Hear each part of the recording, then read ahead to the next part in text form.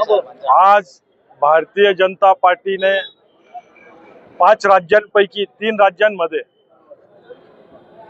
बहुमताने सत्ता प्राप्त केलेली आहे। जनतेने भरभरून आशीर्वाद भारतीय जनता पार्टीला दिलेला आहे।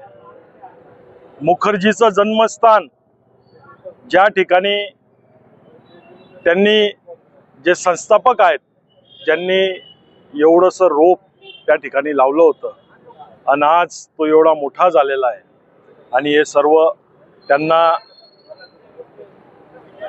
नमन करतो। आणि त्यांच्या जन्मस्थानी आज भारतीय जनता पार्टीने सत्ता त्या ठिकाणी जनतेचे कामं करण्यासाठी प्राप्त केलेली आहे। त्याबद्दल आदरणीय मोदी साहेबांचं, आदरणीय अमित भाई साहेबांचं, आमचे राष्ट्रीय अध्यक्ष, सर्वच भारतीय जनता पार्टीच्या कार्यकर्त्यांचं मनापासून अभिनंदन व्यक्त करतो। आज आम्ही या ठिकाणी जिल्हा अध्यक्ष असतील, महापौर असतील, आम्ही सर्वजण त्याचा जल्लोष करण्यासाठी या ठिकाणी उपस्थित झालेलो आहोत आणि मोठ्या प्रमाणावर पूर्ण भारतात हा जल्लोष केला जात आहे। कारण की आता पश्चिम बंगालमध्ये कुठल्याच प्रकारचं दादागिरी, गुंडगिरी राहणार नाही। त्या ठिकाणी जनतेचं राज आलेला आहे आणि आसाममध्ये सुद्धा आणि पोंडिचेरीमध्ये सुद्धा भारतीय जनता पार्टीने मोठ्या प्रमाणावर यश संपादित केलेलं आहे। याबद्दल मी सर्व भारतीय जनता पार्टीचे कार्यकर्ते, सर्व नागरिकांचं मनापासून अभिनंदन करतो आणि भारतीय जनता पार्टीला जे यश मिळालं, नागरिकांची जी अपेक्षा आहे त्या अपेक्षेवर भारतीय जनता पार्टी निश्चितच खरी उतरणार आहे। पुन्हा एकदा जनतेने भारतीय जनता पार्टीवर माननीय मोदी साहेबांच्या नेतृत्वावर विश्वास ठेवून आपल्याला बंगालमध्ये अब की बार 200 पार हा नारा पूर्ण केला। त्याचबरोबर आपण बघितलं की पुडुचेरीमध्ये, आसाममध्ये पुन्हा एकदा सरकार आलं आणि तामिळनाडूमध्ये जे सनातन हिंदू विरुद्ध बोलायचे त्यांचं सुद्धा डब्बा गोल केला आणि म्हणून या देशामधली एकता, अखंडता याला टिकवण्यासंदर्भात भारतातले देशभक्त सर्व एक आलेत आणि आता बांगलादेशची बॉर्डर सुद्धा फार सुरक्षित राहणार आहे।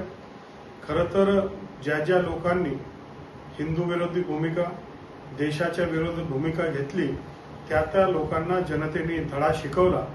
सबका साथ, सबका विकास, सबका विश्वास और सबका प्रयास हा जो नारा आहे याला सिद्ध करत माननीय मोदी साहेबांना लोकांनी हा पाठिंबा दिलाय आणि आपण पाहतो की आता जवळपास पूर्ण देशामध्ये देशाचा रंग हा आता माझा भारत हा भगवा झालेला आहे। काश्मीर पासून तर कन्याकुमारी पर्यंत आणि आसाम पासून तर द्वारका पर्यंत आता आपला भगवा ध्वज हा फडकतोय।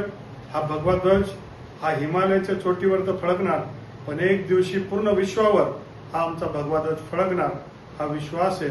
आणि भारत हा विश्वगुरू बनल्याशिवाय राहणार नाही हा विश्वास व्यक्त करतो।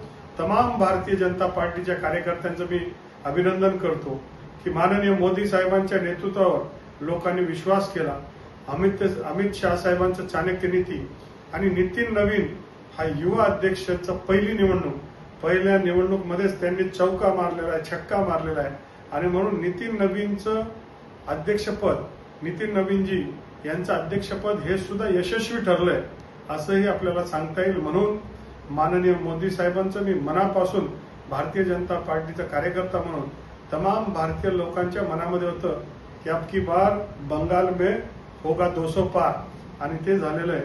माननीय मोदी साहेब, माननीय अमित शाह साहेब, माननीय नितीन नवीनजी अध्यक्ष आणि त्याचबरोबर देवेंद्र फडणवीस साहेबांनी सुद्धा दिवस रात्र केलं, इकडचंही काम पाहिलं आणि प्रचारची धुरा सुद्धा केरळमध्ये, बंगालमध्ये सगळ्या गोष्टी सांभाळल्या आणि म्हणून भारतीय जनता पार्टी कार्यकर्त्याचा विजय झालाय। मी मनापासून अभिनंदन करतो। आता पुढच्या काळात केरळ, तामिळनाडू सगळीकडे भाजपा पोहोचणार आहे। खूप खूप अभिनंदन। आम्ही सगळे उत्सव मनवतोय, पेढे खातोय, आपणही तोंड गोड करा कारण देश आता सुरक्षित आहे। एक है तो सेफ है हा नारा आता बुलंद झालेला आहे।